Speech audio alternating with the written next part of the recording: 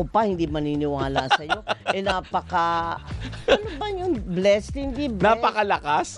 Lakas mo talaga sa taas. Sana totoo no? Partner, na pag-uusapan pa rin natin yung nangyari dyan sa Bicol. Oo. Direktahin na natin kausapin yung isa doon sa mga lugar na talaga nagkaroon ng makapal na ashfall. Ang Kamalig. Dyan sa Yung may team talaga nakakatakot. Oo. Kausapin po natin ang mayor mismo ng Kamalig Albay, si Mayor Carlos Irwin Baldo. Mayor, magandang umaga po. Doris at Robert sa Tandem ng Bayan. Good morning, Mayor. Magandang umaga po, Sir Robert Landry. Mayor, mangungumusta lang kami kasi ang huling nakita namin at na-interview namin kanina ay si Kenneth. Asan nga si Kenneth, partner? Sa Legazpi, taga naman Legazpi. yun. Oo, sinasabi niya na medyo umokay-okay na ang sitwasyon. Paano po dyan sa inyong lugar? Ano na po ang masasabi ninyong update? Bulkan na yun po. Pero parang wala lang nangyari. Mayor, sorry pero medyo nawawala po yung signal natin. Siguro po pihit lang tayo ng konti para makasagap ng signal yung ating telepono. Para mas malinaw po natin maintindihan. Mayor? Ay, naku. Check natin. Tatawagan. Ayan. Mayor, ikot kayo ng konti. Mahina po yung signal Oo, natin tatawagan namin po kayo ulit, Mayor. Ayan, sige, balikan na lang natin si Mayor para mas mabigyan tayo ng detalye doon sa kanila sa Kamalig. Oo. Alam mo, partner, dyan sa Kamalig, di ba? Bukod dyan, ang daming pasyalan dyan sa kanila mismo, sa town nila. Oo. At saka yung maraming masarap na pagkain. Doon, di ba? totoo. Tara. Nagkaya bigla. Kaya nga, kunin ko lang yung bag ko. Land trip tayo. Land trip. Tara. Pero yun nga, partner, mga kasamahan natin, yung mga kapamilya natin dyan sa mga lugar na yan. Kalma lang. Kalma lang po tayo at hintayin lang ang mga abiso ng ating mga opisyales.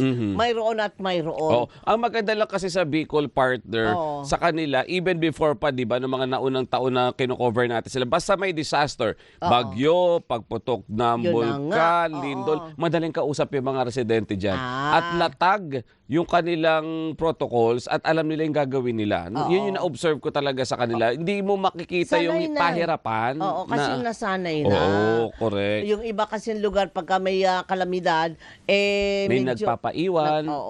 Hindi naman, legit naman din yung mga rason nila dahil correct. yung mga ari-arian nila, yung mga animals nila, kabuhayan nila. Pero pagka ganyan po na sinabi na ng opisyal, hindi, kailangan na talagang magbakwit. Kayo kailangan na talagang magbakwit. Ayan. Kaya naman balikan po natin ang Mayor ng Kamalig Albay, si Mayor Carlos Irwin Baldo. Magandang umaga po ulit, Mayor. Good morning po ulit. Magandang umaga po sa inyong lahat. Ang linaw Ayun na, po, malinaw na. na, Mayor. Yun na nga, bilisan ko na lang ang tanong. Update po, kamusta na kayo dyan ngayon? Sa ngayon po, namimigay kami ng food pack doon po sa mga apektado ng mga asphalt. Pero ito, nandito po kami sa Barangay Suwa.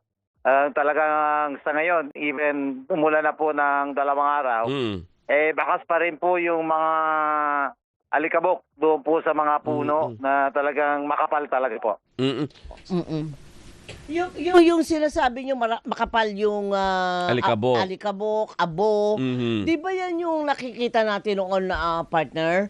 Na bumabagsak yung mga atip, bumabagsak yung mga puno. At namamatay yung mga halaman Yes. dahil dyan. Oo, umabot na po sa ganung level, Mayor?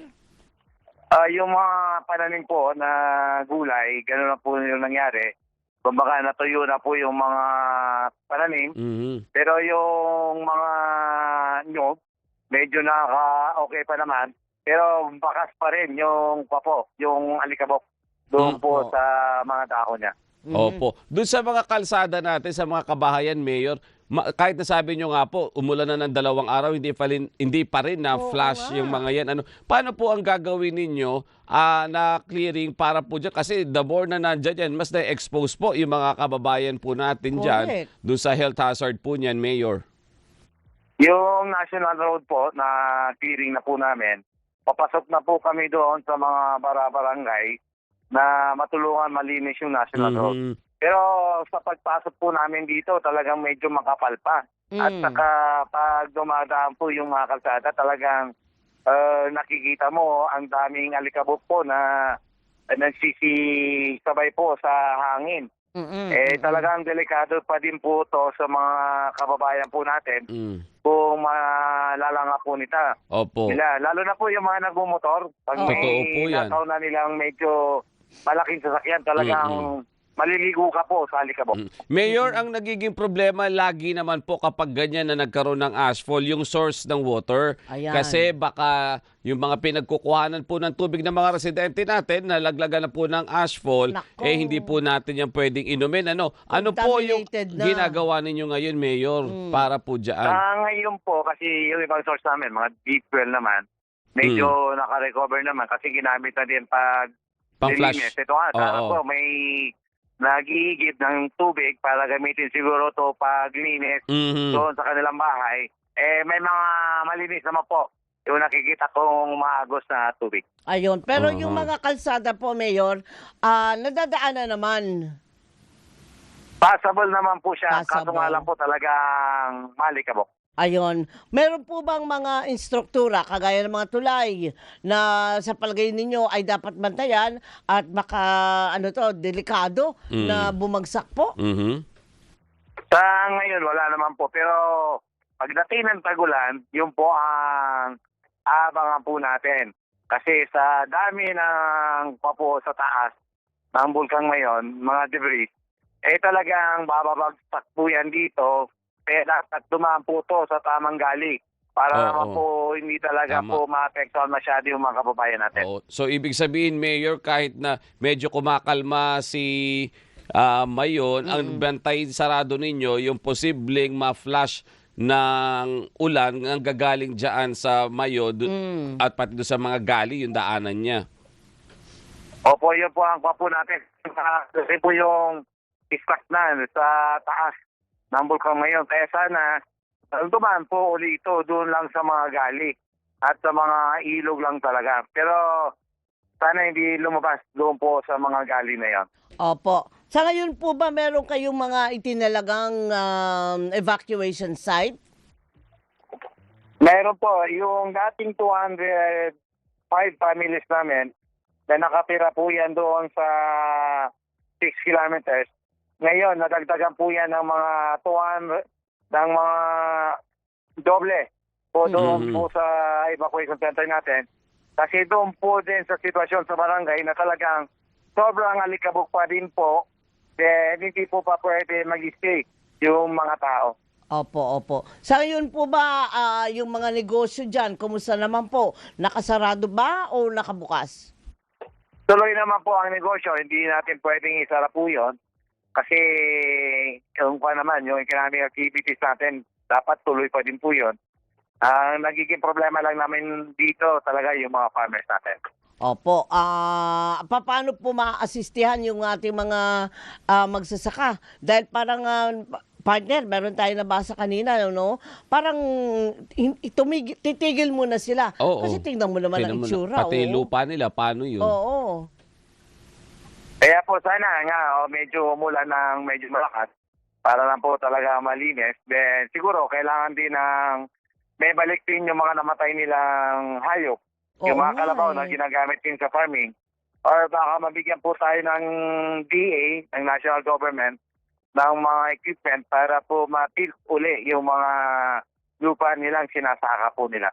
Opo. Ayun, opo. Sa tagal po ng experience nyo dyan sa mga pagmamaktol ni Mayon, gaano po katagal sa palagay ang masasabi natin na recovery time? Hindi lang po ng mga residente, kundi yan yung mga magsasaka ninyo dyan, no? Tsaka partner, baka in-expect po ba ninyo na may kasunod pa ito? Yun na nga. Sa susunod, hindi po natin masabi kasi nasa alert level 3 pa po tayo. Di pa binababa po ng PBOX kasi nakikita siguro nila patuloy pa rin yung pag-alboroto ni Bulkan ngayon. Kaya yung talaga nasa 6 kilometer, nasa evacuation center pa rin po. Okay.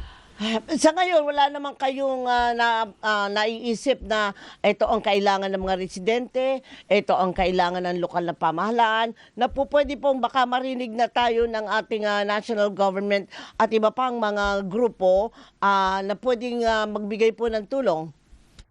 Ang pinakakuha po namin, face mask. Kasi kung bumuka uli si Mayon, kailangan may face mask ang mga tao natin. Then yung mga nandito sa Mayon area, talaga kita pang malikabok, kailangan po talaga mag-face mask. Opo. Then siguro tubig, then siguro sa national government, tulungan kami ibalik yung hanap buhay ng mga farmers natin, baka mabigyan ng seedlings, farm tools, at yung livestock nila, baka pwede rin po maibalik din. Yun. Okay. Oo nga. Sige po, Sige. Mayor. Dalangin po namin yung kaligtasan ninyo dyan at ang mga residente at sana makabalik agad, Correct. lalo yung mga tourist Yes. spot Oo. destinations dyan sa inyo po sa Kamalig. Oo. For the meantime, Sige po, Mayor, salamat din po. maraming salamat po. Salamat Mag-iingat po. po. Ingat Sige, kayong sige. lahat. Ingat. Thank you po.